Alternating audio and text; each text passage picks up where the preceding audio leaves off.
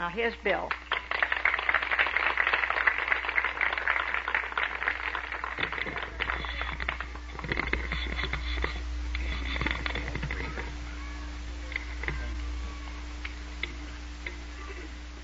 Lois and I, certainly in our view, think that we are the two most fortunate people in the world today.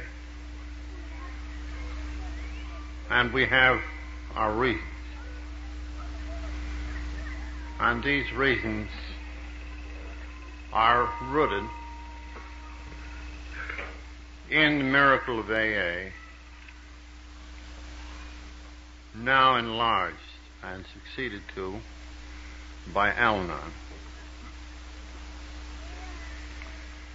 We have lived in two houses since AA began. The first was at Clinton Street, Brooklyn. We didn't own the place. The mortgage was foreclosed, and we had to get out in 1939. But by then, the principles of recovery for the alcoholic that we know as the 12 steps had already emerged, were in a textbook called Alcoholics Anonymous. So far, so good. Now, as we look back to our coming here in 41, it's hard to believe that only 2 years before there had been only 100 AA members and 3 groups. However, a formula for recovery was above ground, and it was being moved within the view of the world and of the alcoholics in it, little by little. So far, so good. But this, in retrospect, seems but a bare beginning of this vast and incredible unfoldment that gives you and Lois and me these incomparable joys and a sense of gratitude beyond any words. When we came here, the Saturday Post piece had just broken. At the time, the groups were in considerable numbers. The membership, mostly recently arrived, had got up to 2,000. And then our first great publicity break hit us just as we moved in here. And we were soon wondering whether AA could survive this. The confusion was incredible. The traditions were unthought of. There was just the book, there were travelers, there was a little one-room office in New York, and that was it. So could AA spread? Could it attract the drunks of the world? Could it relate itself to the world on a basis of friendship and no controversy? But above all, the great overriding question was this: could we drunks work and live together even though sober? And for the first 5 years that we were here, this crucial issue hung in a doubtful and precarious balance. The troubles of the groups were legion. Our relatedness to the outside world was in great question. We found that though sober, we had by no means achieved individually or collectively a sufficient purpose of life and a sufficient willingness to dedicate the principles that had helped us to dry up to the problem of living and working together. The neurotic overhang from the deformities of earlier days was very much with us, and I promise you, most terrifying. Would we go the way of the Washingtonian movement of 100 years before, which at one time aggregated thousands, tens of thousands of members, only to vanish in a bare decade? They couldn't live and work together. They did not know what was unsafe conduct for them in their relatedness in the world about them. Their principles were not too clearly stated, and yet they were people exactly like this. And yet 100 years ago, they had passed into oblivion, only relieved by the existence today of a couple of hospitals whose endowments never gave out. Was this to be our fate? Was this to be the penalty of our seeming inability to live and work together? Would those forces of power, striving, prestige, clamoring, the problems of money, problems of sex, God knows, you name them, we had them all.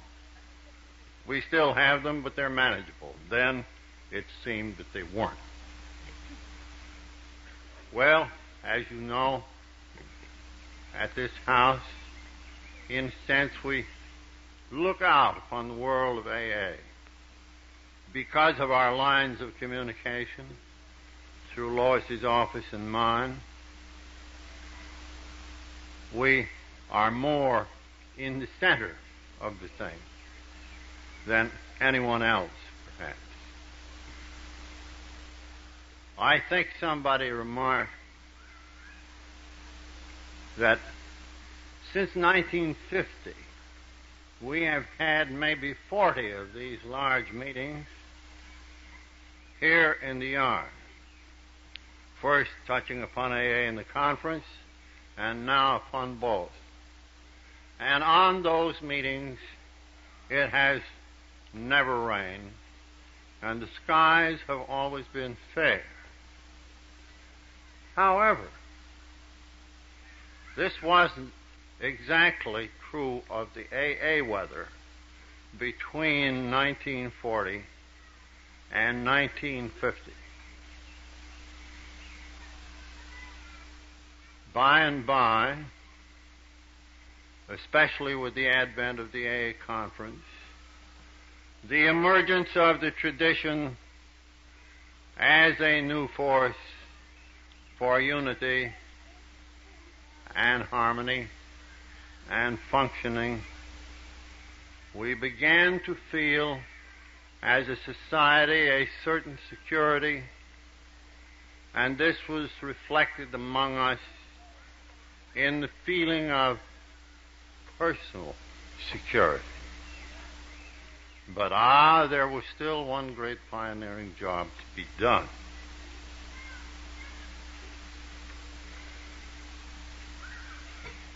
Of course,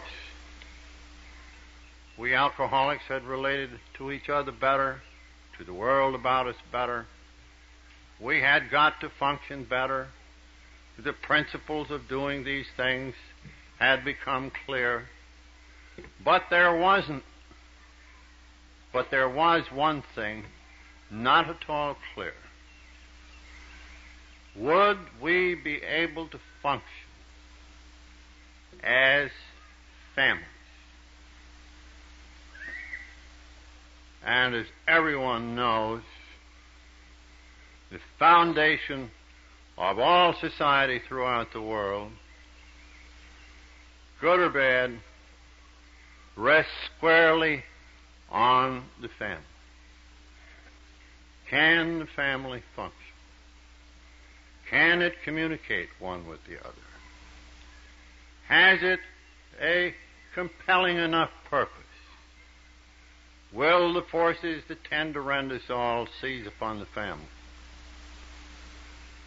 Well, the family problem in AA began to be more and more obvious. It had long since been clear to Lois and Ann Smith. And naturally there had been a kinship of the people who had suffered because of us drunks among themselves. And this had been a groping to fill this tremendous vacuum that existed in family relations amongst us. Because it was there that the great damage of the drinking we had done and of the defects of character and emotion that had propelled us into that insanity, they were still with us. And they had deformed not only us, but the people closest to us. We hadn't deformed the world to any large extent. We hadn't deformed the business life of America. We hadn't deformed very greatly even our several communities. But at this close range, we had deformed our homes. And the deformities were upon us, and they were upon those we loved. So that today, Al-Anon is rapidly filling this vacuum with the kind of love and understanding and activity that creates a climate in which the home can be repaired, albeit that the old wounds and scars are still there. The sun can shine again, and it does. So that instead of having destructive hurricanes, we are now more apt to sit under a very sweet shower of blessings, of which this lovely meeting is a bright and will always be a memorable token. This meeting and the New York dinner and the occasional international conference,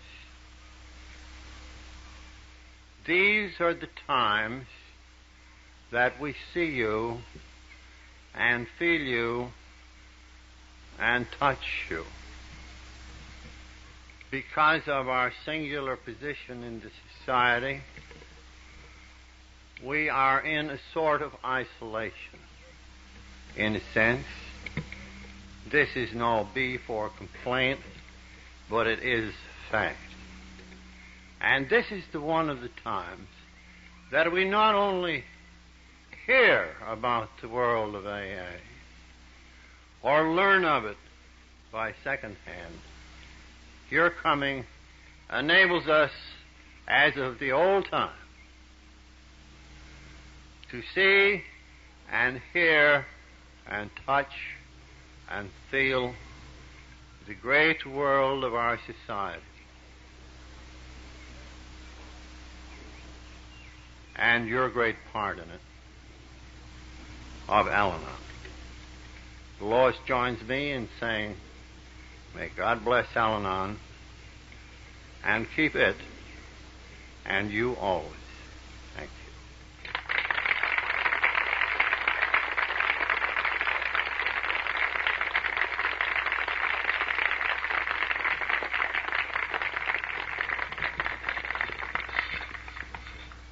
I'll just say that it sounded when I spoke, as if I wanted you to immediately go after the meeting.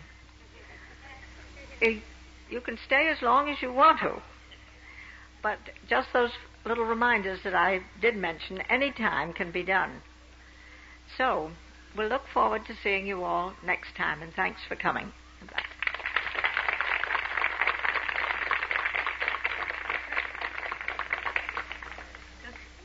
Does anybody else want to say anything? Oh, Adele reminded me that we always close with the Lord's Prayer. I don't know what's the matter with me. Thank you, Adele. Will we rise and say the Lord's Prayer? Our Father, who art in heaven, hallowed be thy name. Thy kingdom come, thy will be done, on earth as it is in heaven. Give us this day our daily bread, and forgive us our trespasses, as we forgive those that trespass against us. And leave us not into temptation, but deliver us from evil. For thine is the kingdom, and the power, and the glory, forever and ever. Amen. Thank you. Yes.